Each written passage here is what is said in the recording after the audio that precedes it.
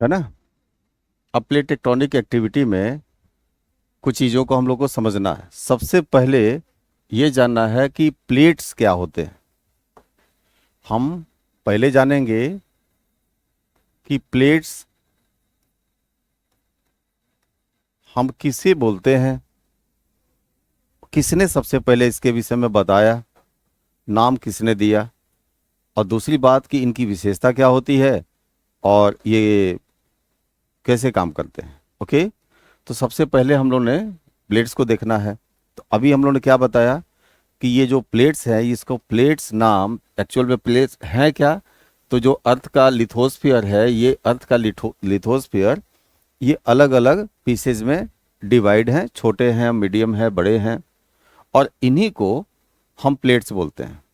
Okay, अब ये जो प्लेट्स हैं आज के डेट में, पहले ऐसे नहीं थे, लेकिन आज के डेट में ये प्लेट्स कहाँ से कहाँ तक इनकी प्लेट की बाउंड्री लाइन मानी जाएगी। तो कोई भी प्लेट है, जैसे आप देख रहे हैं कि कोई प्लेट ये है, ये कोई स्थान है, और ये स्थान क्या है और ये स्थान क्या है, ऐसे ही रिपीट है इधर की तरफ भी। तो जो ये स्थान है और जो ये स्थान है, ये दो इसके लिमिटेशंस हो गए। यानी यहां से लेके और यहां तक ये प्लेट की बाउंड्री लाइन हो गई। उसी तरह से यहां से लेके यहां तक एक प्लेट की बाउंड्री लाइन हो गई। इसी तरह से हम यहां देख सकते हैं कि यहां से लेके और यहां तक आगे तक एक प्लेट की बाउंड्री लाइन हो गई, और उसी तरह से इधर भी एक प्लेट की बाउंड्री लाइन हो गई। ओके, तो अब यहां जब हम देख रहे हैं तो पता चल रहा है कि ये जो है इस पर कंटिनेंट है।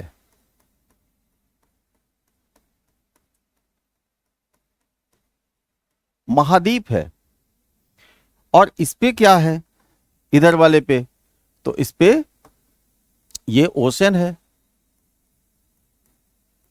आज के डेट में इस पर क्या है, ये ओशन है, ओशन है, इधर भी ओशन है, और ये कंटिनेंट है, तो ये भी कंटिनेंट है।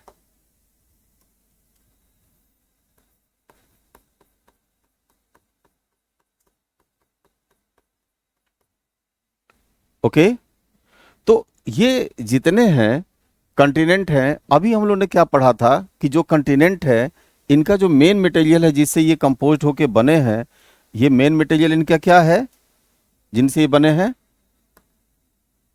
बोलिए।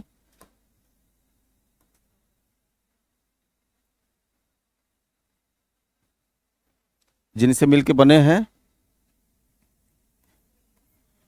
ग्रेनाइट है,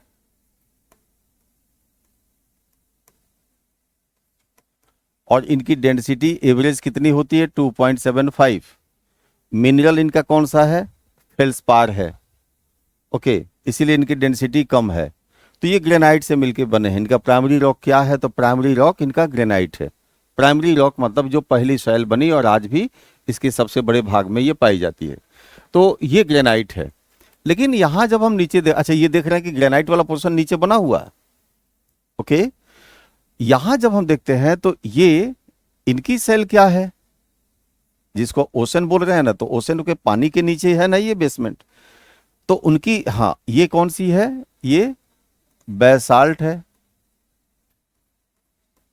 बेसाल्ट है। इसकी जो डेंसिटी होती है वो 3.00 होती है, यानी उनसे ज्यादा ये डेंस है। इनके लिए हम लोग बात किए थे कि ये जिनसे मिलके बने हैं वो फेल्सपार से मिलके बने हैं, और ये जिनसे मिलके बने हैं एम्फीबोल से मिलके बने हैं। बिल्कुल सही।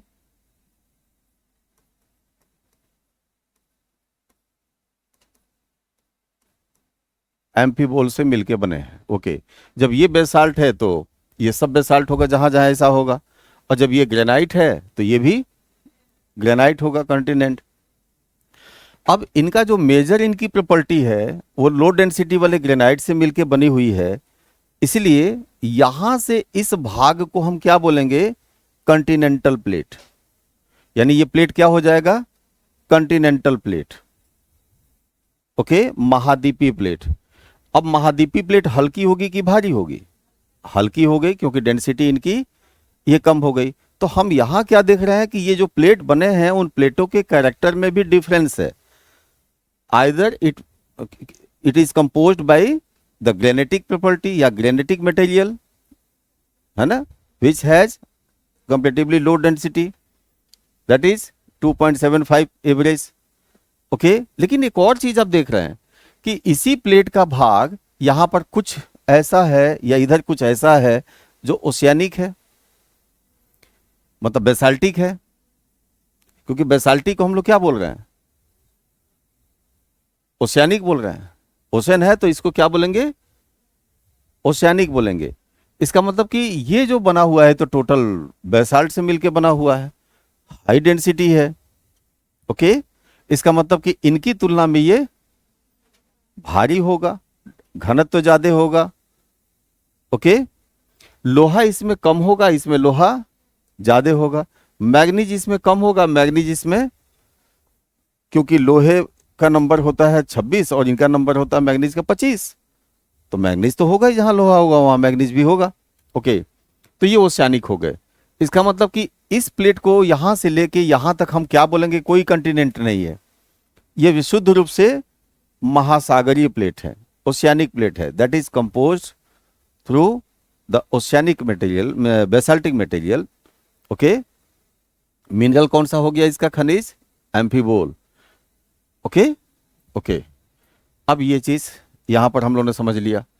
सेम यहां हम देख रहे हैं कि जो प्लेट इधर है तो ये अलग है, लेकिन ये प्लेट की बाउंड्री लाइन हो गई, और यहां से ये भी जो प्रॉपर्टी इसकी है सेम प्रॉपर्टी इसकी हो गई। तो ये प्लेट का ये एक दूसरा ओशियानिक प्लेट इधर की तरफ हो गया। पानी पी लीजिए, है सही है। अब सोचने लगती हैं प्लेट को, है ना, आ गई ना, ये ओशियानिक है, ये भी ओशियानिक है, वो महाद्वीपी तो ये भी महाद्वीपी है। ओके, और अभी हम लोग बात कर रहे थे कि कन्वेक्शनल करेंट्स, कन्वेक्शनल करेंट्स का सोर्स कहां है।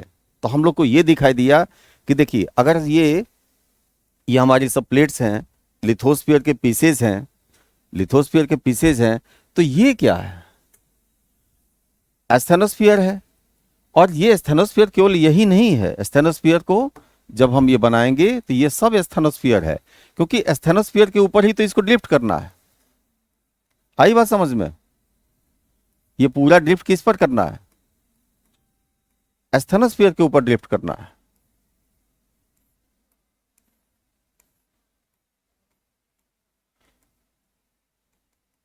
यानी ये पूरा ड्रिफ्टिंग प्रोसेस किस पे हो रहा है, एस्थेनोस्फीयर पर इनकी ड्रिफ्टिंग प्रोसेस हो रही है। और जब एस्थेनोस्फीयर में हम लोग बात किए थे तो यहीं पर ये प्लेट जहां बाउंड्री लाइन है, एक मार्जिन ये हो गया, एक सीमा इसकी यहां बन गई, और यहां से ये क्या कर रही है, नीचे जा रही है। तो इसका मतलब कि प्लेट का एक ऐसा सीमा है, बाउंड्री लाइन है, जहां पर ये प्लेट नीचे सबडक्ट कर रही है। सेम यहां भी हो रहा है, ये हल्का है और ये भारी है। तो एक चीज तो पता चल गया कि जो हल्का होगा वो नहीं जाएगा झुक के, भारी होगा वो ज्यादा लचीला होगा, हेवी होगा, भारी होगा, डेंस होगा, वो नीचे जाएगा। ओके, ये घटना हो रही है, और इसी बात को हम लोग यहां पर कह रहे थे कि ये प्लेट टेक्टोनिक एक्टिविटी है। ओके, अब इसमें पहला सवाल कि प्लेट्स क्या हैं, तो आपने बता दिया plates are the pieces of lithosphere. Okay, lithosphere which is composed by either felsic material or basaltic material, means amphibole और pyroxene। ओके, अब इन खनिजों में जो होगा उसको हम लोग बोल देंगे। तो सिंपल पहला हो गया कि प्लेट्स क्या हो गए। चलिए अगली बात कि प्लेट्स का ये कंसेप्ट हो गया, हम लोग यहां करें इसको, कि यहां जगह इसको रखेंगे, यहां कर लेते हैं। पहला क्या हो गया, प्लेट्स। ओके, अब ये प्लेट्स का कंसेप्ट, कंसेप्ट आपने बता दिया कि ये लिथोस्फीयर के पीसेस हैं, छोटे हो सकते हैं, बड़े हो सकते हैं, जो भी होगा, लिथोस्फीयर के पीसेस हैं। और ये जिनसे मिल के बने हैं वो भी आपने बता दिया कि इसी को हम प्लेट्स बोलते हैं। फिर बात आती है कि आपका नाम क्या है? हैं? अब महक का नाम महक किसने रखा? है सही में किसने रखा था? है? अच्छा, और किसका पूछे? आपका नाम क्या है? है? रश्मि? दृष्टि? दृष्टि का नाम दृष्टि किसने रखा? है? Mummy papa? मम्मी ने कि पापा ने? अच्छा, आपका नाम क्या है? हाँ, इंद्र?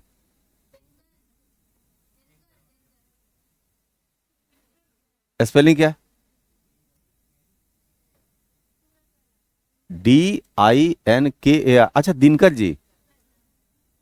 दिनकर जी, दिनकर जी का नाम किसने रखा है? कौन कौन रखे? पापा ही रखे होंगे निश्चित रूप से। या तो पापा जी रखे होंगे या मतलब जेंट्स ही रखे होंगे, ये तो तय है। क्योंकि दिनकर जी जो पसंद आएंगे वो हमें लग रहा है कि दिनकर रखा गया, तो दिनकर थोड़ा सा साहित्यिक नाम भी हुआ। और दिनकर सूर्य को बोलते हैं, सन को बोलते हैं। तो मम्मी भी रख सकते हैं, मतलब मम्मी की सहमति रही होगी कि दिनकर। तो उसी तरह से बात आती है कि ये जो प्लेट्स है ये नाम किसने दिया, कब दिया? दो बातें। तो अब दूसरी बात क्या आ जाएगी यहां पर? Name of the plate of the plate first of all proposed by Tuzo Wilson in 1965। Tuzo Wilson, Tuzo Wilson in 1965। तो ये पूछा जाता है ना, क्वेश्चन आता है, ये प्रीलिम्स के लिए आएगा कि ये 1965 में ये होता है। अब हम प्लेट के तीसरे पार्ट में कि इनका कैरेक्टर क्या होता है।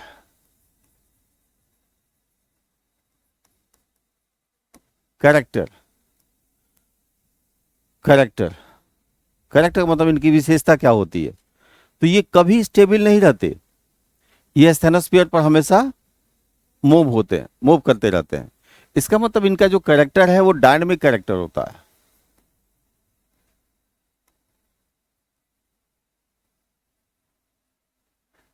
इसका मतलब इसमें क्या होगा? मोशन होगा, गति होगी। और यदि गति होगी तो कोई गति की दिशा भी होगी और कोई गति की मतलब स्पीड भी होगा, कोई कम या ज्यादा। ओके, तो इनका कोई डायरेक्शन फिक्स नहीं है। जैसे अगर हमारे हाथ में ये प्लेट्स को चलना है, इस प्लेट्स को चलना है, तो आपको लगेगा कि ये ऐसे चल रहा है ना? ये ऐसे, ये चल रहा है, तो ऐसे चल रहा है, तो जो स्पीड आपको लगेगा कि यहाँ है, हर जगह चारों तरफ स्पीड है।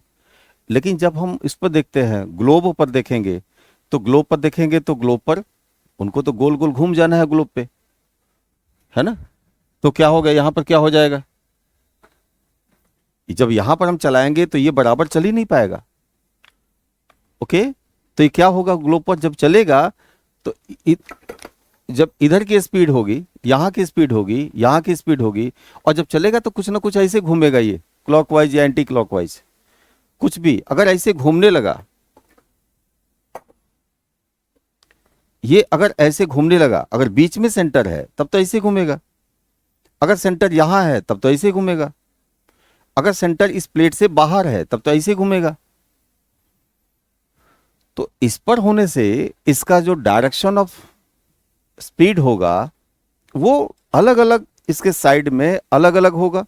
रेट ऑफ स्पीड होगा वो भी अलग अलग होगा, कहीं ज्यादा कहीं कम, ऐसा होगा।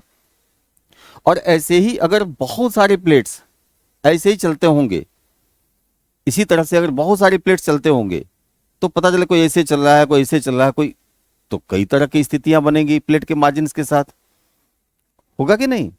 तो ये एक कंडीशन यहां पर क्रिएट होगा, यानी प्लेट का जो डायनेमिक कैरेक्टर होगा, मोशन होगा, उसमें भी डिफरेंसेस होंगे उनके रेट ऑफ स्पीड में एंड देयर डायरेक्शन में।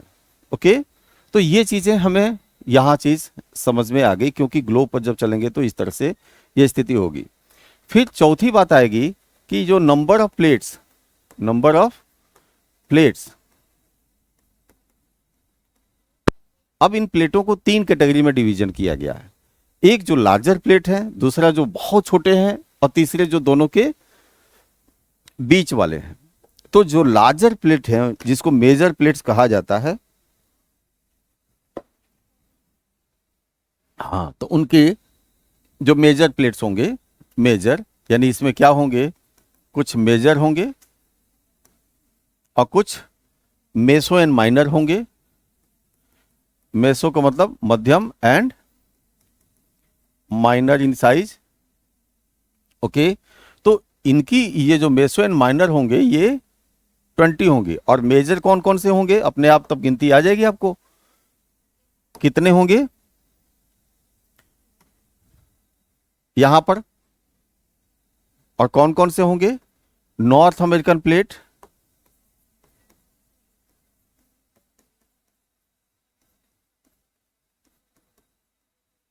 दूसरा साउथ अमेरिकन प्लेट, तीसरा यूरेशियन प्लेट,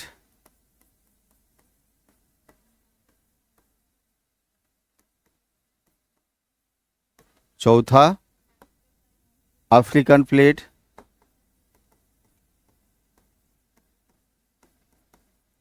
नेक्स्ट है इंडो ऑस्ट्रेलियन को इंडियन प्लेट बोलते हैं, इंडियन प्लेट। छठा, आप देख रहे हैं एक तरफ वंदे मातरम बिल पास हो रहा है, और आप पहले ही से कि वो ऑस्ट्रेलियन प्लेट, वो तो चाहते ही हैं कि उसको 2 डिवीजन कर दिया जाए, अलग अलग नाम कर दिया जाए, इंडिया के नाम से कुछ रहे ही नहीं। वो तो इंडियन ओशन को भी किसी दिन चाहेंगे वो लोग कि भाई कोई और ओशन नाम दे देंगे, और इसीलिए एक सदर्न ओशन का कंसेप्ट उन्होंने सुझाया है, जिसमें हिंद महासागर का बड़ा हिस्सा चला जाएगा, है ना। और यहाँ पर उल्टा हमारे यहाँ ये हो रहा है कि वंदे मातरम का मतलब कि हम अपनी पहचान को, अपनी आइडेंटिटी को सस्टेन करें, है ना। तो इंडियन प्लेट। ओके, अगला अंटार्कटिक प्लेट, कौन छूटा है?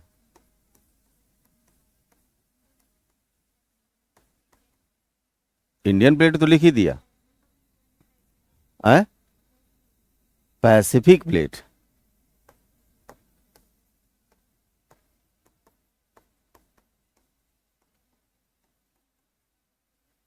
और भी कोई छूटा है? नॉर्थ अमेरिकन, साउथ अमेरिकन, है ना, ये दोनों अमेरिका हो गया, यूरेशियन हो गया, अफ्रीकन हो गया, इंडियन हो गया, अंटार्कटिक हो गया, पैसिफिक हो गया। तो नंबर ऑफ प्लेट्स कितने हो गए? मेजर कितने हो गए? माइनर कितने हो गए? 20, और मेजर कितने हो गए? 7। ओके, ये प्लेट की स्थिति में एक ये बात हो गई। दूसरी बात आएगी कि अगर ये चल रहे हैं, ये मूवमेंट कर रहे हैं, तो मूवमेंट करने के लिए आपको फोर्स चाहिए, मूवमेंट करने के लिए फोर्स चाहिए। गाड़ी चल रही है तो बिना फोर्स के तो नहीं चल रही है, और फोर्स के लिए एनर्जी चाहिए। अब वहां पर जब आपके ऑब्जेक्टिव क्वेश्चन में जब पूछा जाता है, या जब मेंस आप लिखेंगे कभी, तो उसमें आपको बताना पड़ेगा ना। तो आपके फोर्स, क्योंकि इतना बड़ा प्लेट, और कह दिया जाए इस बिल्डिंग को इधर से उधर कर दिया जाए, हो जाएगा? बिना फोर्स के तो नहीं होगा डिस्प्लेसमेंट। तो इतने बड़े प्लेट का डिस्प्लेसमेंट हो रहा है, इस पर हो रहा है, तो ऐसे तो नहीं हो रहा होगा ना, फोर्स चाहिए। ओके, और फोर्स के लिए क्या चाहिए? एनर्जी चाहिए। तो एनर्जी कौन सी होगी जो फोर्स में कन्वर्ट करेगी उसको, और तब वो रिजल्ट देगी डिस्प्लेसमेंट के रूप में, जिसको हम लोग फिजिक्स के लैंग्वेज में क्या बोलते हैं? वर्क, कार्य। कार्य का मतलब विस्थापन नहीं होगा तो कार्य नहीं होगा। क्यों? तो एनर्जी कौन कौन सी होगी? अब यहां पर बात आएगी। अभी आप बता तो रहे थे आप लोग, इसी को शुद्ध करते चलना है। क्या आपको लगता है कि यहां से अगर कुछ, क्या आपको लगता है कि ऐसे ही अगर हम एक रख लें कुछ, जैसे ये है, इसी का एक दूसरा पीस भी यहां पर रख लें, और नीचे से कोई लिक्विड टूथपेस्ट जैसा उसको प्रेशर करके और ऊपर भेजा जाए, मतलब उसको दबाया जाए, तो ये इधर चला जाएगा, ये इधर चला जाएगा, और वो चुपचाप इनके साथ हो जाएगा और इनके साथ हो जाएगा। ऐसा होगा? बोलिए जल्दी। ऐसा नहीं होगा। एक प्लेट ये है और दूसरा प्लेट इधर है, और उस प्लेट के नीचे ये पूरा का पूरा ये मैग्मा है। ओके। और हम लोग को ये बताया जाता है, आप लोगों ने वही पढ़ा भी है, कि यहां से ये इधर की तरफ जा रहा है और ये प्लेट इस डायरेक्शन में जा रहा है, और ये बताया जाता है कि यहां से जो संवहनी तरंगें निकलती हैं, कन्वेक्शनल करंट्स आती है, ऊपर की तरफ चलती है, उसी के कारण ये पूरा का पूरा प्लेट इधर चला जाता है।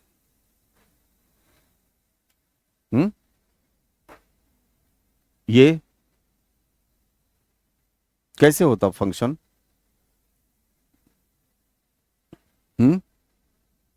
पॉसिबल है। जैसे मान लीजिए प्लेट छोड़ दिए जाए, ये जो बना हुआ ना, ये ऐसे रखा जाए और एक और बगल में रख लिया जाए, और कन्वेक्शनल करंट्स के लिए हम लोग थोड़ा सा प्रयोग करना है, तो टूथपेस्ट वाला पूरा खूब ढेर सारा टूथपेस्ट लाया जाए, 50-60 किलो, और नीचे रख दिया जाए, है ना, एक बड़े से ट्यूब में, और सब लोग मिलके उस ट्यूब को दबाया जाए, दबाया जाए, तो क्या इसके पास इतना फोर्स आ जाएगा कि ये इधर चला जाए और ये इधर चला जाए, और उसको कुछ ना हो, वो चुपचाप आए और इधर चला जाए और इधर चला जाए, मतलब फाउंटेन की तरह ऊपर ना जाए।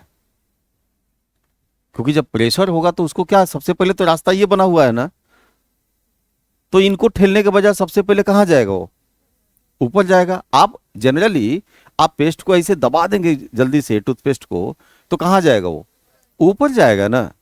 लेकिन हमें क्या बताया जाता है? हमें यह बताया जाता है कि यहां से कन्वेक्शनल करंट्स ऐसे आती हैं, आती हैं, चुपचाप इसके पास इसका साथ दे देती है, इसका पार्ट बन जाती हैं, और इसलिए ये पूरा प्लेट, और केवल ये ड्रिफ्ट नहीं हो रहा है, मतलब आगे अगर कोई बैरियर भी आ गया ना इधर से, तो उस बैरियर को दबाते हुए अंदर जा रहा है। इतना फोर्स यहां से ये हो सकता है क्या? नहीं ना। तो अगली बात यही आती है कि इतना आखिर ड्रिफ्ट तो कर रहा है ये, तो ड्रिफ्ट कर रहा है तो कोई ना कोई तो फोर्स होगा, और फोर्स होगा तो कोई ना कोई एनर्जी तो अप्लाई होगी। ओके। तब हम फोर्स यहां पर देखते हैं, आप खुद ही बता देंगे। तब देख रहे हैं कि यहां से हॉटेड, मतलब गर्म जो मटेरियल है, ये गर्म मटेरियल यहां से ऊपर जा रहा है। ओके। लेकिन हम लोग सभी लोग पढ़े हैं कि हमारा जो ग्रेविटी होती है, गुरुत्व होता है, वो ग्रेविटी का अपना पुल पावर होता है। वो न्यूटन वाला सेव नीचे ले जाने की टेंडेंसी उसमें होती है। हर चीज को कहां करता है? वो नीचे ले जाने की प्रवृत्ति होती है। तो जब कुछ बिल्कुल फ्री स्पेस में होता है तो चीजें सीधे नीचे आती हैं, उसको हम लोग बोलते हैं प्राइमरी इंपैक्ट ऑफ ग्रेविटेशन। लेकिन अगर कहीं ऐसा ऊपर से नीचे आ रहा है, लेकिन ऐसा फ्री स्पेस उसको नहीं मिला, सरफेस मिल गया, जैसे पानी, वर्षा वाला पानी ऊपर से नीचे आएगा जब तक फ्री होगा, लेकिन सरफेस आ जाने के बाद से क्या होगा? वही पानी अभी भी ग्रेविटी से ही चलेगा, लेकिन वो नदी का रूप ले लेगा। ओके। यानी अब उसका प्राइमरी फंक्शन नहीं होगा ग्रेविटी का, सेकेंडरी फंक्शन स्टार्ट हो जाएगा। सेकेंडरी फंक्शन का मतलब हुआ कि अब उसका डायरेक्शन जो होगा वो इस डायरेक्शन के ठीक अब, हाँ, परपेंडिकुलर बन जाएगा लगभग। ओके। तो ये चीजें यहां से इधर की तरफ काम कर सकती है कि नहीं? काम कर सकती है, क्योंकि अगर ये स्लाइडिंग वाला है, मतलब इस पर वो स्लाइड कर सकता है ना, तो ग्रेविटी इसको क्या करेगी? पुल डाउन करेगी, नंबर 1। तो ये काम करेगा, प्लस ये भी काम करेगी। और यदि ये कहीं अंदर चला गया, क्योंकि जितनी दूर ये जाएगा, जितना दूर जाएगा उतना ही इसकी थिकनेस बढ़ती जाएगी, क्योंकि ठंडा होते जाएगा। यहां ज्यादा टेम्परेचर है इसके नीचे, और यहां से दूर हटेंगे तो टेम्परेचर कम मिलेगा, और जब कम टेम्परेचर मिलेगा तो मोटा होता जाएगा, सॉलिड होता जाएगा, डेंस होता जाएगा, घना होता जाएगा। गर्म है तो डेंसिटी कम, यानी आपसे पूछा जाता है कि यहां डेंसिटी ज्यादा होगी इसके नजदीक या यहां डेंसिटी होगी इससे दूर, दूर जाने पर डेंसिटी बढ़ेगी। ओके, और नीचे वाला जो टेम्परेचर यहां ज्यादा था तो कुछ मोल्टेन स्टेट में था, दूर गया तो टेम्परेचर कम हो गया तो नीचे वाला भी सॉलिड बन के उसके साथ हो गया, तो डेंसिटी भी बढ़ गई और उसका मास भी बढ़ गया। इसका मतलब ये हुआ कि अगर दोनों चीजें बढ़ गई यहां पर तो भारी ज्यादा हो गया। और यही वो कारण बनेगा कि जब ज्यादा, जैसे यहां से अगर चलना शुरू करे तो जैसे जैसे ये दूर होते जाएगा वैसे वैसे अब दबाव इसका बढ़ता जाएगा। और एक स्थिति आएगी कि इधर से कोई प्लेट आएगा भी और यदि ये अंदर चला गया तो यहां तय होगा कि कौन नीचे जाएगा, तो जो भारी होगा वो नीचे जाएगा और जो नीचे चला गया तो उसका मतलब कि अभी तक सेकेंडरी जो इंपैक्ट बना हुआ था गुरुत्व का वो क्या होगा, अब प्राइमरी की तरफ झुकने लगेगा और तब वो सबडक्शन करना शुरू कर देगा। अब इसको वैज्ञानिकों ने 3 नाम दिया है। 3 नाम क्या दिया है, यहां से जो चलेगा ये गुरुत्व के, यहां गुरुत्व की भूमिका नहीं है, यहां पर टेम्परेचर की भूमिका है, गर्म मैग्मा है, इसलिए इसको, और यहां इसके ठीक ऊपर एक रीज होता है, कटक हिंदी में बोलते हैं उसको। ओके, तो इसको उन्होंने कहा है रीज पुश फोर्स, ये धक्का देगा नीचे से ऊपर की तरफ। रीज अभी लिख देंगे वहां पे, रीज पहले समझ लीजिए, रीज पुश फोर्स। ओके, और जब यहां से चलेगा तो यहां से जब इधर की तरफ चलेगा तो इसको कहा गया है स्लैब, ये स्लैब हो गया, स्लैब पुल फोर्स। ओके, स्लैब पुल फोर्स। और जब यहां पर ये सबसाइड कर गया, सबसिडेंस हो गया, तो इसको कहा गया है स्लैब सक्शन फोर्स। तो कितने बल बने, 2 बलों से 3 बल बने हैं उस, है ना, यहां पर टेम्परेचर जो हीट एनर्जी और दूसरा ग्रेविटेशनल एनर्जी, 3 प्रकार के बलों में उसको रूपांतरित कर दिए। एक बल का नाम है रीज पुश फोर्स, दूसरे का नाम है स्लैब पुल फोर्स और तीसरे का नाम है स्लैब सक्शन फोर्स। अब इसको बहुत आराम से आप इसको ऐसे समझ सकते हैं। मान लीजिए कि ये हम लोग का ये रीज है ना, एक प्लेट की बाउंड्री लाइन है, एक प्लेट ये है और एक प्लेट ये है।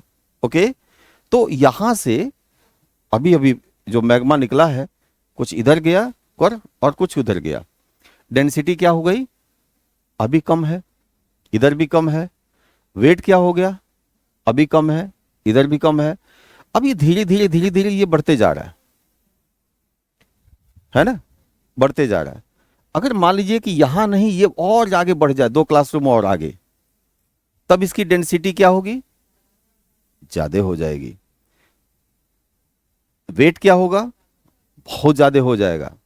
अगर ज्यादा डेंसिटी हो जाएगी, ज्यादा वेट हो जाएगा, इसका मतलब कि ये क्या करेगा, जब झुकना होगा इसको तो यहां जितना झुकेगा यहां और यहां जितना झुकेगा, तो 2 क्लासरूम और हम आगे जाएंगे तो कितना झुकेगा, क्योंकि मैक्सिमम जो बेंडिंग होता है वो 90 होता है, इससे ज्यादा तो नहीं झुक सकता ना। तो कितना झुकेगा, इतना यहां झुका, अगर यहां से जाने लगा तो यहां आएगा तो थोड़ा सा और, यहां आएगा तो थोड़ा सा और आगे चला गया तो और ज्यादा। इसका मतलब कि उस रीज से प्लेट का हॉरिजॉन्टल डिस्टेंस जितना ज्यादा होगा वो ये भी डिसाइड करेगा कि ये कितना बेंड करेगा। अगर दूसरी प्लेट जो इधर आ रही है, दूसरी प्लेट आप देख रहे हैं कि जो दूसरा वाला प्लेट है वो तो ऐसे रहा ना, ये क्योंकि उसको झुकना नहीं है ज्यादा। तो अगर ये ज्यादा, अब देखिए जैसे ये है ना, ये इसको मान लीजिए यहां से अगर ये इतना झुका तब ज्यादा गहराई इसको मिली कि अब ज्यादा गहराई मिली। इसका मतलब कि क्या इसका बेंडिंग एंगल इसके डेप्थ को तय करेगा। ओके, अब गहराई ही केवल नहीं मिली, अब दूसरी बात बताइए, हाई टेम्परेचर कम गहराई पर ज्यादा मिली कि ज्यादा गहराई पर मिली। ओके, इसका मतलब कि जब बेंडिंग एंगल बहुत ज्यादा होगा ज्यादा होगा, ज्यादा झुका, तो हाई टेम्परेचर इसको मिला। और जब हाई टेम्परेचर होगा तब जाके वो जब मेल्ट करेगा, तो उस मेल्टिंग में हाई टेम्परेचर पर दाल गल जाता है। नहीं, यानी हाई टेम्परेचर पर ये जो प्लेट जा रहा है उसके सारे पुर्जे पुर्जे, है ना। और लो टेम्परेचर पर होगा तो सारी चीजें अभी डिकम्पोज या डिसइंटीग्रेशन नहीं होगा। समझ रहे ना मेरी बात को। तो ये सारे process depends on the bending angle of the subsiding plate along the destructive plate margin. ये टोटल जो एक्टिविटी हो रही है किस पर डिपेंड कर रही है? केवल इस पर डिपेंड कर रही है। और ये किस पर डिपेंड कर रहा है? ये डिपेंड कर रहा है कि दूरी कितनी है। समझ रहे हैं ना। अब देखिए, आपने यहां पर एक प्लेट दिखाया है, सबसे लास्ट वाला 7 नंबर वाला कौन सा प्लेट है? Pacific plate. नाम भी सुनते होंगे आप, ring of fire, ring of fire. Okay, तो आप बताइए, आपके पास जैसे छोटा सा एग्जांपल, इसमें कुछ जल्दी दिखता नहीं है लेकिन फिर भी दिख जा रहा है। ये जो शेड्स है ना, इसमें देखे होंगे ये ओशियनिक ग्रीन है, ब्लू है ना। और ब्लू में कहीं लाइट ब्लू यूज किया गया है, कहीं डार्क ब्लू यूज किया गया है। ऐसा क्यों है? लाइट ब्लू और डार्क ब्लू क्यों? हम्म जो लाइट ब्लू है यानी कम डेप्थ है, डार्क ब्लू है वो ज्यादा डेप्थ है। कौन इसमें ऐसा है जो गवाह हमारा बनेगा? आप। अच्छा, आप ये बताइए, इसमें सबसे ज्यादा जो डार्केस्ट कोई दिख रहा कहीं? कहाँ पे? ये वाला ना, ये लाइन दिख रही है। ये जगह क्या है? ये चिली है ना, ये पेरू है। और इसको क्या बोलते हैं? पेरू चिली ट्रेंच बोलेंगे ना। आप लोग को दिख रहा है ना, ये पेरू चिली ट्रेंच। अब इन लोगों से पूछते हैं दूसरा जगह करके, है? है?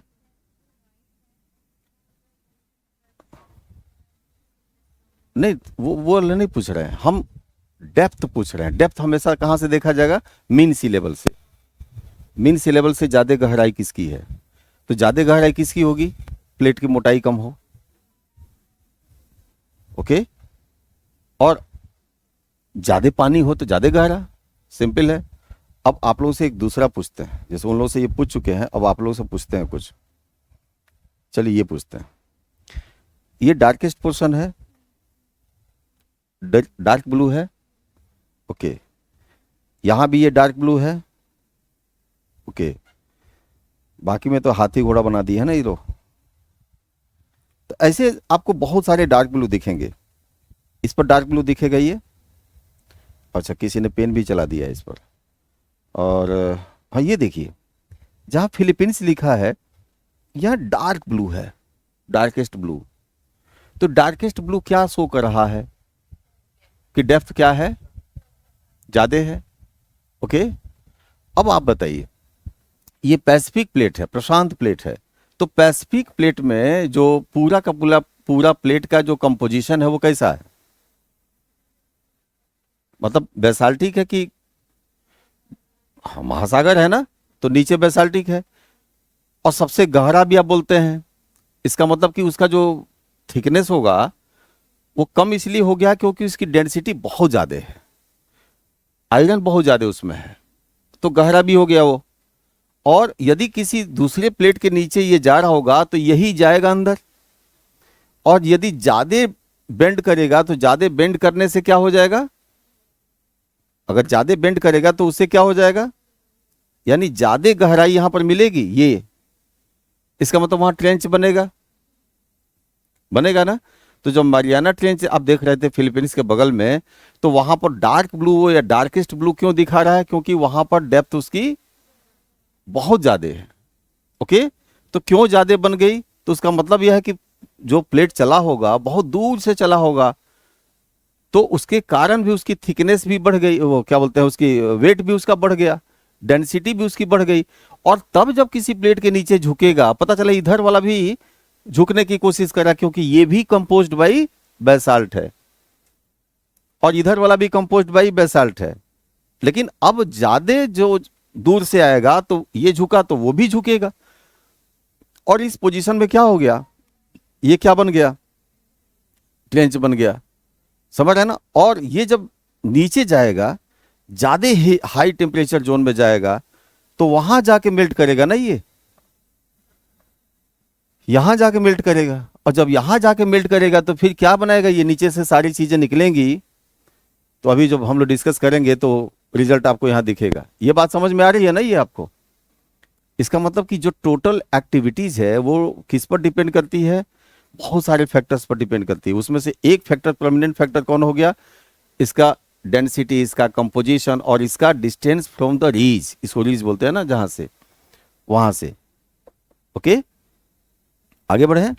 अब देखिए, तो इतने नंबर ऑफ प्लेट्स हो गए।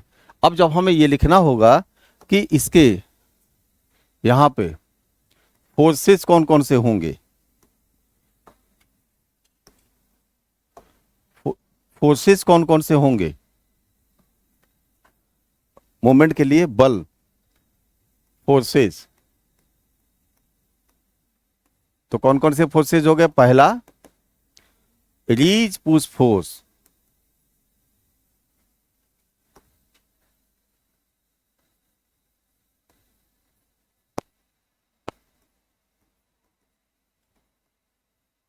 ये किसके थ्रू गवर्न हो रहा है, रीज के साथ कौन सा, हीट एनर्जी, टेम्परेचर, यानी ये टेम्परेचर से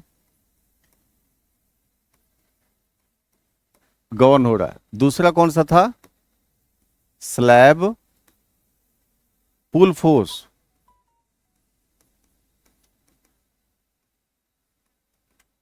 ओके, ये किससे गवर्न हो रहा है, ग्रेविटी से। तीसरा कौन हो गया, स्लैब सक्शन फोर्स,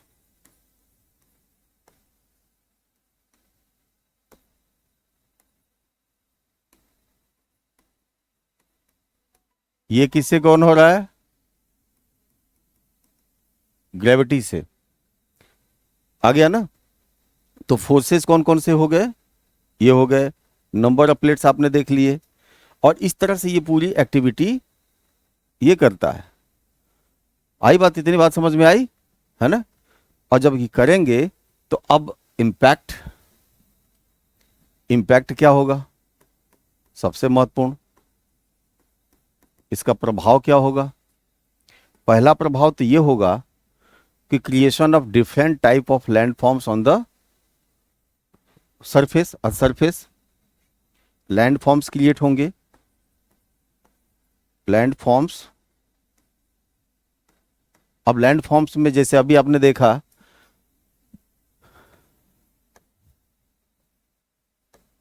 लैंडफॉर्म्स में ये भी एक बना ना समुद्र के नीचे, तो यहां पर जहां दो प्लेटें यहां पर मिलेंगी वहां ट्रेंचेज बनेंगे, ओके।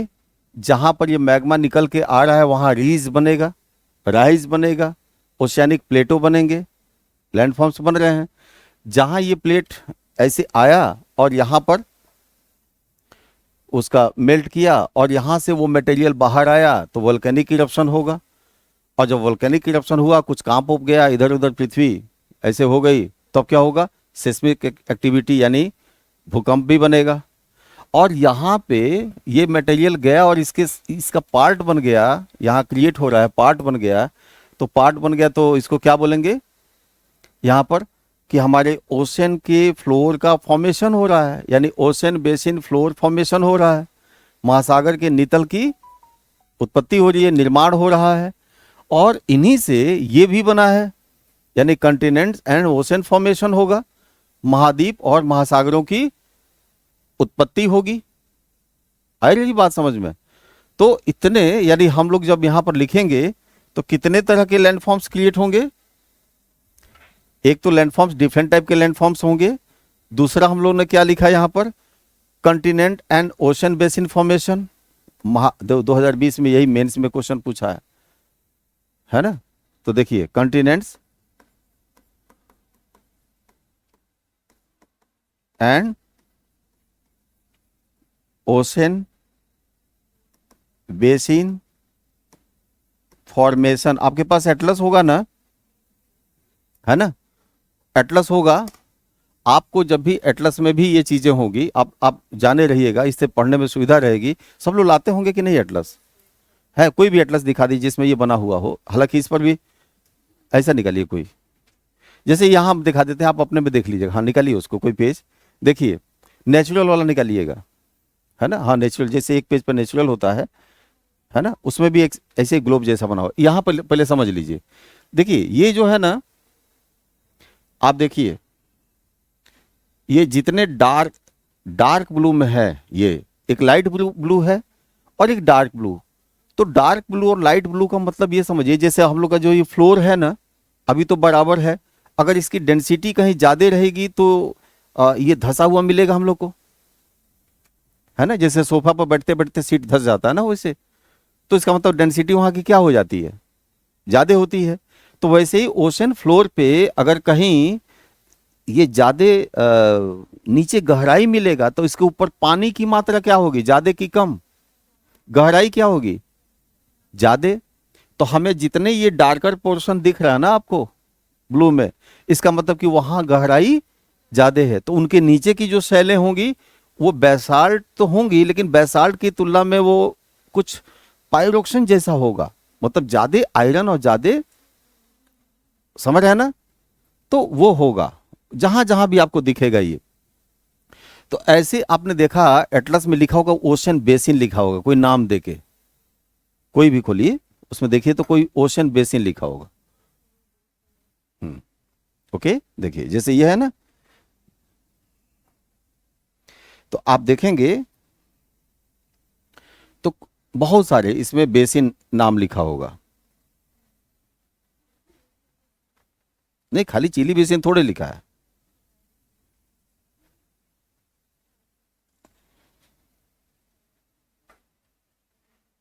अरे बहुत सारे हैं, जैसे एक ही नाम थोड़े है, 25 नाम है, देखिए ना। जैसे Madagascar basin, mid Indian basin, Somali basin, ऐसे दिया है ना ये। तो आपको ऐसे बेसिन लिखा होगा, तो जहां बेसिन लिखा है मीन्स उस बेसिन के नीचे का जो फ्लो, अरे सॉरी, हाँ थैंक यू, उसके नीचे का जो फ्लोर होगा वो क्या होगा, बहुत डेंस होगा। तो वहां डेप्थ क्या होगी, बहुत ज्यादा होगी। ओके, तो इनका ओशन बेसिन फ्लोर का और कंटिनेंट की मटेरियल जो अभी बताया हमने, ग्रेनाइट। तो ये ग्रेनाइट कहां से बना है, कैसे बना है, इसी प्रोसेस से बना है। इसीलिए हम लोग बोलते हैं महाद्वीपों या महासागरों की उत्पत्ति की भी व्याख्या यहां से होगी। ओके, और किसकी व्याख्या कर सकता है ये, माउंटेन, जो फोल्डेड माउंटेन का फॉर्मेशन होता है उसका कर सकता है, वोल्केनिक माउंटेन बनते हैं उसका भी कर सकता है। यानी हम माउंटेन माउंटेन बिल्डिंग कर सकते हैं।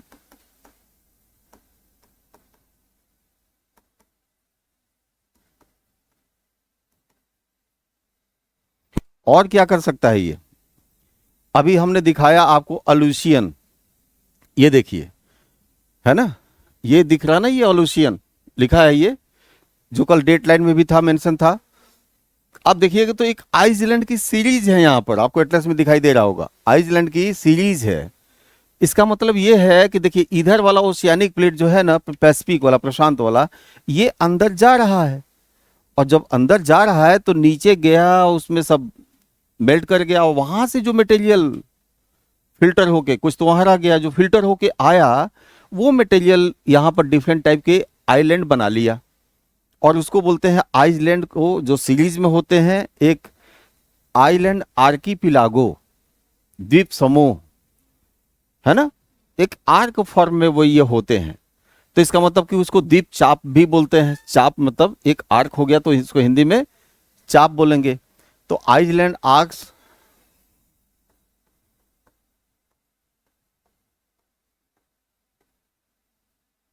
आइसलैंड्स और आइसलैंड्स आर्क्स,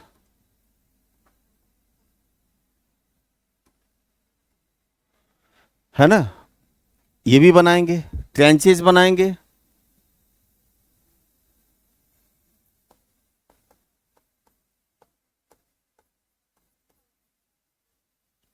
ट्रेंचेज बनाएंगे। ऐसे बहुत तरह के फीचर्स इनके थ्रू ये बनेंगे, यानी माउंटेन बनाएंगे, आइलैंड्स बनाएंगे, ट्रेंचेस बनाएंगे, कंटिनेंट बनाएंगे, और बहुत तरह के लैंड फॉर्म्स का क्रिएशन करेंगे ये डिफरेंट टाइप का।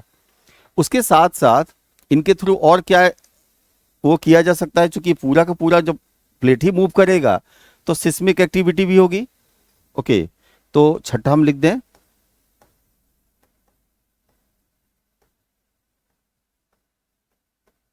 इसको क्या बोलते हैं आप,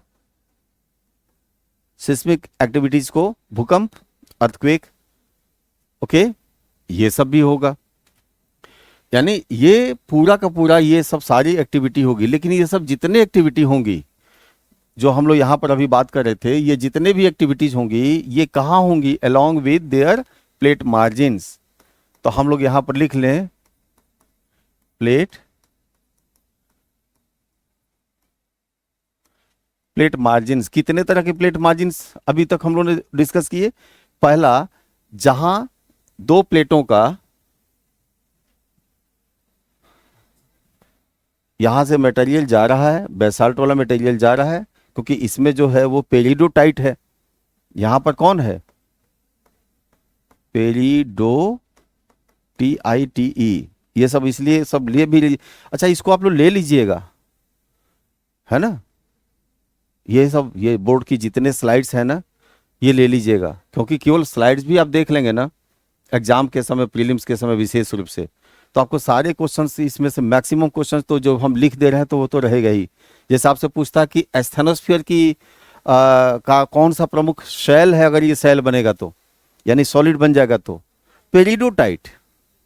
नाम क्या है, पेरिडोटाइट। 100 रुपये का नोट, पेरिडोटाइट। और उसमें से उस 100 रुपये में से 60-40 का आपने डिवीजन कर दिया, तो जो 60 रुपये वाला बन गया वो हो गया पाइरोक्सिन, और 40 रुपये वाला हो गया वो हो गया एम्फीबोल। और दोनों को फिर से मिला लिया, फिर से पेरिडोटाइट डिवीजन कर दिया, पाइरोक्सिन 60 रुपये वाला और 40 वाला, बिल्कुल। तो यही पेरिडोटाइट जब 60 वाला डिवीजन हुआ, 40 वाला डिवीजन हुआ, तो जब ये ऊपर की तरफ बढ़ेगा डिवीजन होने के बाद, तो 60 वाला भारी है कि 40 वाला भारी है, 60 वाला, तो पाइरोक्सिन नहीं जाएगा, और ये वाला 40 वाला एम्फीबोल चला जाएगा। और जब एम्फीबोल चला गया तो यहां आया कौन, एम्फीबोल ना, और वही पार्ट यहां रीज बना दिया कठोर, और वही इसके साथ इधर आ गया या इधर आ गया, तो यही अब यहां बनते जा रहा है और ये स्लाइड करते जा रहा है, ये तीनों बलों के कारण। तो ये पूरा प्रॉपर्टी जो बन रहा है वो एम्फीबोल से बन रहा है ना, जिसको आप रॉक के फॉर्म में बेसाल्ट बोलते हैं, बना ना। लेकिन आपको अब यहां ये जब वो पढ़ेंगे आप ज्वालामुखी क्रिया, अभी वल्केनिसिटी जब पढ़ेंगे इसमें, तो आपको पता चलेगा कि ये जो जा रहा है ये कौन सा जा रहा है, एम्फीबोल की पायरोक्सिन, इसमें से कौन जा रहा है, ये एम्फीबोल जा रहा है ना, बेसाल्ट जा रहा है ना, तो जा रहा है बेसाल्ट, जा रहा है बेसाल्ट। तो फिर ये कैसे बन गया, क्योंकि ये तो ग्रेनाइट है, इसका मतलब कुछ ना कुछ यहां पर हो रहा है। ग्रेनाइट कहने का मतलब कि इसमें जो लोहा गया है, मैग्नीशियम गया है, मैग्नीज गया है, इत्यादि इत्यादि जो भारी गए हैं वो यहां नहीं निकलेंगे, तभी तो डेंसिटी कम हो जाएगा। तो कहां चले जाएंगे, कैसे चले जाएंगे, तो यहां पर हम लोग को समझना है उसका। ओके, और वही जब समझा जाता है तो हम लोग को वल्केनिसिटी समझ में आती है, तो उसका भी एक्सप्लेनेशन यहां पर हो जाता है। ओके, तो यहां पर प्लेट मार्जिन हमारे कितने बने जो अभी बना रहे थे, लिख रहे थे, बोलिए। पहला प्लेट मार्जिन कौन सा होगा, और वो कौन सा होगा, constructive plate margin, constructive plate margin.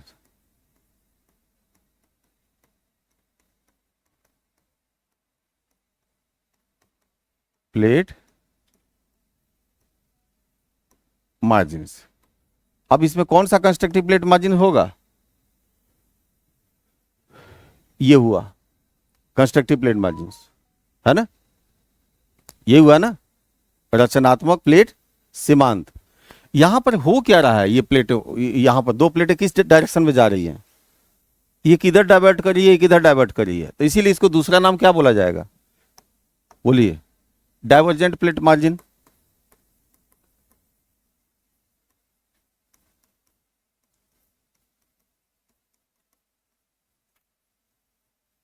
Okay, divert करिए ना डिफरेंट डायरेक्शन में। दूस अरे ये तो इसी का नाम है ना, ये कंस्ट्रक्टिव प्लेट मार्जिन का ही नाम क्या हो गया, इसी का नाम हो गया डाइवर्जेंट प्लेट मार्जिन, सॉरी,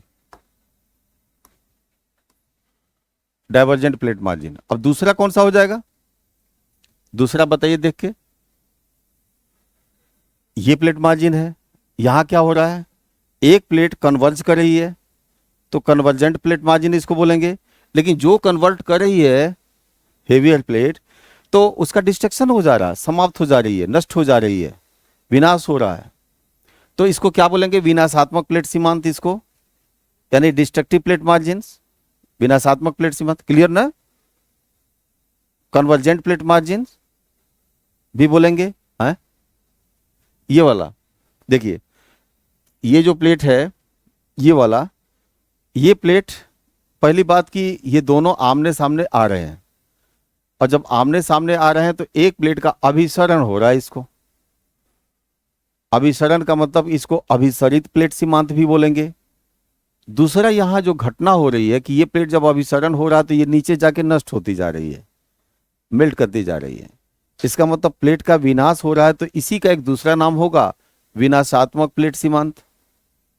तो दोनों नाम यहां पर हो रहा है, अभिसरित प्लेट सीमांत और विनाशात्मक प्लेट सीमांत। इंग्लिश में इसको क्या बोलेंगे, कन्वर्जेंट प्लेट मार्जिन, क्योंकि कन्वर्जन हो रहा है प्लेट का, और डिस्ट्रक्शन हो रहा है, समाप्त हो रहा है, विनाश हो रहा है, तो इसलिए डिस्ट्रक्टिव प्लेट मार्जिन। तो ये दूसरा प्लेट मार्जिन हो गया। अब इसको नाम लिख देना है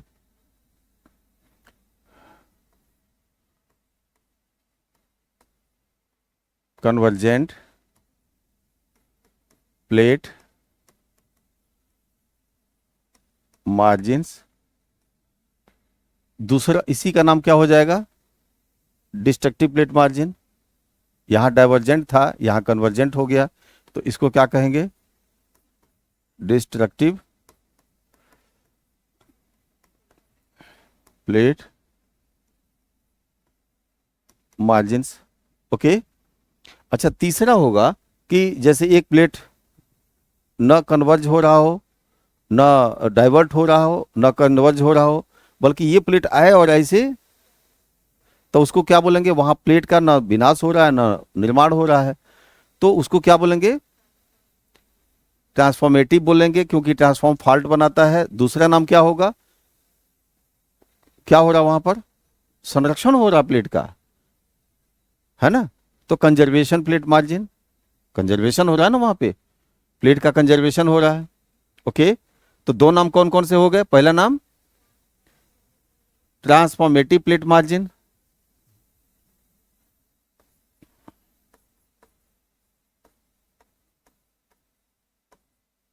फॉर्मेटिव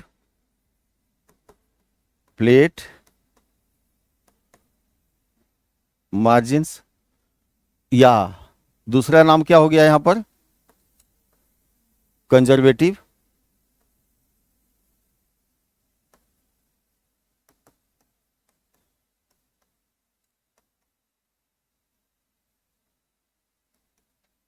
है ना, कंजर्वेटिव प्लेट मार्जिन। ओके, तो अब इनके साथ तीनों के साथ अलग अलग एक्टिविटीज होती है। इनके साथ कंस्ट्रक्टिव प्लेट मार्जिन के साथ क्या होता है, ओशन में बहुत सारे फीचर्स बनते हैं और ओशन के फ्लोर का निर्माण होता है, ओशन का अपना निर्माण होता है, ओशन बेसिन का जब निर्माण होता है, तो कन्वर्जेंट के साथ क्या होता है, यहाँ जब भी होगा कंटिनेंट्स का फॉर्मेशन होगा, महाद्वीपों का निर्माण होगा। दूसरा क्या होगा, वोल्केनिक एक्टिविटी होगी, सिस्मिक एक्टिविटी इनके साथ भी होगी, सिस्मिक तो इनके साथ भी होगी, सिस्मिक इनके साथ भी होगी, और इनके साथ क्या होगा, फॉल्ट बनेंगे, ट्रांसफॉर्म फॉल्ट बनेंगे यहाँ पर, और क्या होगा, अर्थक्वेक्स आएंगे, भूकंप आएंगे, और क्या होगा, इसी प्रक्रिया में यहाँ पर हो सकता है कि ब्लॉक माउंटेन बन जाए, कोई भाग ऊपर उठ जाए, कोई भाग नीचे चला जाए, रिफ्ट वगैरह बन जाए। तो ये सब सारी चीजें यहाँ पर ऐसे बनेंगी। तो हमारे सरफेस पे डिफरेंट टाइप की एक्टिविटीज बनती है। तो प्लेट टेक्टोनिक के थ्रू ये सब सारी चीजें हमें मालूम हो जाती है। तो अब इसको ब्रीफ में, प्लेट टेक्टोनिक एक्टिविटी एक ऐसी एक्टिविटी है जिसमें लिथोस्फेरिक प्लेट्स जो छोटे बड़े कई समूहों में बटे हुए हैं, और जो इसके लार्जर प्लेट्स हैं, मेसो प्लेट्स हैं या माइनर प्लेट्स हैं, ये डिफरेंट रेट ऑफ स्पीड से डिफरेंट डायरेक्शन में जब मूव करते हैं तो इनके डिफरेंट मार्जिन्स बनते हैं। उनको 3 क्लास में रखा जा सकता है, जहां पर इनका नीचे वाला मैग्मा अपलिफ्ट होकर ऊपर आता है और वहां पर आके इसी प्लेट का पार्ट बना देता है बेसाल्टिक रूप में, उसको बोलते हैं कंस्ट्रक्टिव प्लेट मार्जिन। जहां पर एक दूसरे के साथ ये कन्वर्ज होती है प्लेटें, और इसमें हेवियर प्लेट नीचे जाके सबडक्ट हो जाती है, सबसिडेंस उसका होता है, तो वहां पर प्लेट का विनाश होता है, तो उसको आपने बोल दिया कि डिस्ट्रक्टिव प्लेट मार्जिन है। एक्चुअल में वहां पर प्लेट का कन्वर्जन हो रहा है, इसलिए उसको हाँ ठीक है ना। और तीसरा एक बन गया जहां पर कंजर्वेटिव प्लेट मार्जिन हो गया। तो इस तरह से 3 प्लेट मार्जिन यहां पर बन जाती हैं, और इन्हीं एक्टिविटीज के कारण बहुत तरह के लैंडफॉर्म्स का फॉर्मेशन होता है। तो प्लेट टेक्टोनिक इसी के कारण वो कैपेबल हो जाती है कि जितने भी हमारे यहाँ पर अब तक जो रहस्य बना हुआ था कि माउंटेन का फॉर्मेशन कैसे हुआ, ओशन का फॉर्मेशन कैसे हुआ, कंटिनेंट का फॉर्मेशन कैसे हुआ, ट्रेंचेस का फॉर्मेशन कैसे हुआ, आइलैंड का फॉर्मेशन कैसे हुआ, वोल्केनिक एक्टिविटी कैसे होती है, सिस्मिक एक्टिविटीज कैसे होती है, सबसे सारी चाबियों का एक मास्टर की हमें प्लेट टेक्टोनिक एक्टिविटीज के रूप में मिल गया। और जो थ्योरी इसको एक्सप्लेन की, उस थ्योरी को हम लोग बोलेंगे प्लेट टेक्टोनिक थ्योरी, वो एक अलग चैप्टर होगा। तो ये प्लेट टेक्टोनिक एक्टिविटी हो गया। क्लियर है ना? ये इतनी बात क्लियर हो गई। अभी टाइम हम लोग थोड़ा सा प्लेट टेक्टोनिक एक्टिविटी, अच्छा इसमें लिखाने की जरूरत तो नहीं है ना? ये बना हुआ स्लाइड्स आप सीधे सीधे ऐसे करते जाइएगा, आप ले लीजिएगा, लेकिन जरूर इसको, मतलब क्योंकि जहां वहां से ऑफ होगा तो उड़ जाता है ना। Rajkumar ji thank you. चलिए, आप लोगों को भूख तो देख के लग गई होगी। फैन चलाना है, बंद करना है, चलाना है, उसको चला दीजिए, ठीक है ना।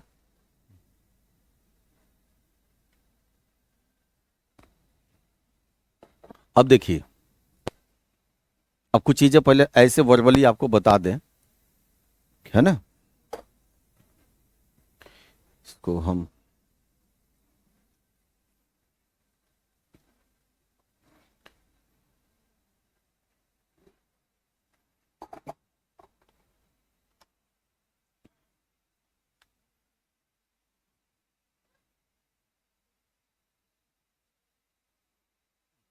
अब पहले प्लेट टेक्टोनिक थ्योरी के विषय में हम इसी पर कर दें क्या? प्लेट टेक्टोनिक थ्योरी है। हम्म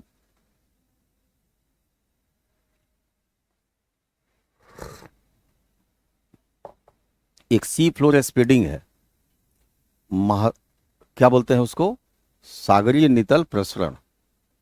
एक हाइपोथेसिस वो आता है, उससे क्वेश्चंस कुछ पूछे जाते हैं, और कभी मेंस में डायरेक्ट आएगा तो पूरा आपको 150 से 200 250 में जितने में होगा उसको लिखना होगा। एक प्लेट टेक्टोनिक एक्टिविटी होगा और एक होगा प्लेट टेक्टोनिक। लेकिन जब भी प्लेट टेक्टोनिक एक्टिविटी होगा तो प्लेट टेक्टोनिक एक्टिविटी अपने आप में जब केवल पूछेगा तो 200 शब्दों में आपको ये मॉडल जरूर आप बनाएंगे, और उसके थ्रू आप उसको 20 लाइन में आप उसको बताएंगे कि क्या क्या होता है। और क्या बताएंगे, जो जो मैंने लिखा है इतना ही बताएंगे, क्योंकि 200 शब्द अपने आप ही हो जाएगा, तो उसमें ज्यादा लिखने की जरूरत ही नहीं है आपको। हेडिंग देते जाएंगे, बता देंगे कि इतने मार्जिन होते हैं, ये चीजें होती हैं, दो लाइन में, तो वो आपको 20-25 लाइन में हो जाएगा, तो 250 शब्दों का वो बन जाएगा। ओके। और दूसरा इसी प्लेट टेक्टोनिक में पूछा जाएगा, अभी हमने बताया कि प्लेट टेक्टोनिक थ्योरी के माध्यम एक्टिविटीज के थ्रू आप बताइए कि महाद्वीपों का निर्माण कैसे हुआ, महासागरों का निर्माण कैसे हुआ। 150 में पूछा जाता तो सीधे कहा जाता है कि महाद्वीपों का निर्माण कैसे हुआ, कोई एक पूछा जाएगा, क्योंकि उनको पता है कि 15 लाइन में आप ज्यादा क्या लिखेंगे।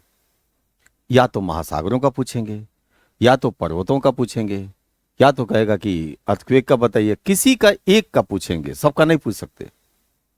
तो नाम क्या लगा रहेगा? प्लेट टेक्टोनिक थ्योरी एक्टिविटीज के थ्रू बताइए।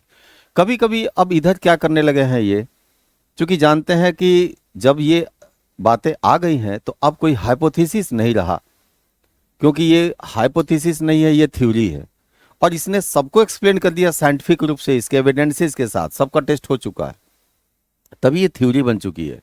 तो इसलिए अब नाम बताने की जरूरत नहीं है। ओके, तो पूछता कैसे है? अब सीधे कह देता है कि रिसेंट व्यू, यानी अद्यतन सिद्धांतों के आधार पर। नाम नहीं कहा कि प्लेट टेक्टोनिक, अद्यतन सिद्धांतों के आधार पर फोल्डेड माउंटेन के फॉर्मेशन प्रोसेस की पूरी प्रक्रिया को समझाइए। ओके, यानी डिस्कस और describe the mountain building process on the basis of recent views of कोई भी थ्योरी, है ना, कंसर्निंग थ्योरी। नाम कह देगा, तो नाम जब नहीं बोलेगा तब भी आपको क्या करना है?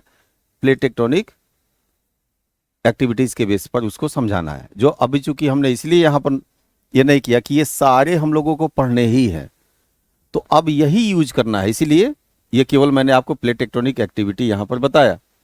अब प्लेट टेक्टोनिक थ्योरी के विषय में समझिए।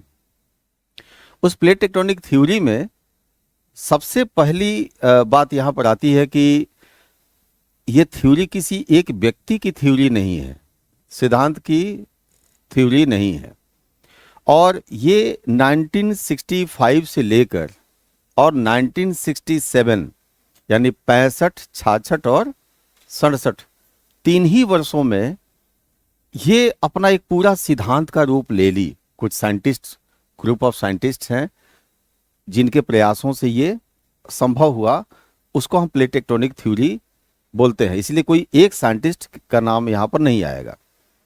लेकिन ये इतना जल्दी जो आ गया, तो इतना जल्दी अचानक नहीं आया।